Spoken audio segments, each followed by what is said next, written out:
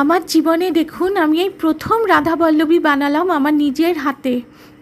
এর আগেও রাধাবল্লভী খেয়েছি, কিন্তু সেটা মা বানিয়েছিলেন বা বাইরে থেকে কিনে খেয়েছিলাম। এবারে আমি কিন্তু সম্পূর্ণভাবে নিজের হাতে রাধাবল্লভী আর তিল দিয়ে আলুর দম বানালাম। তিল আর কিছু বাদাম দিয়ে এত টেস্টি হবে ভাবতে পারিনি। মৌরি আর গোটা জিরে ভেজে সেটাকে গুঁড়ো করে নিয়ে এখানে মশলা হিসেবে ব্যবহার করেছি। এছাড়াও তিল ভিজিয়ে সেটার একটা পেস্ট তৈরি করে নিয়েছি।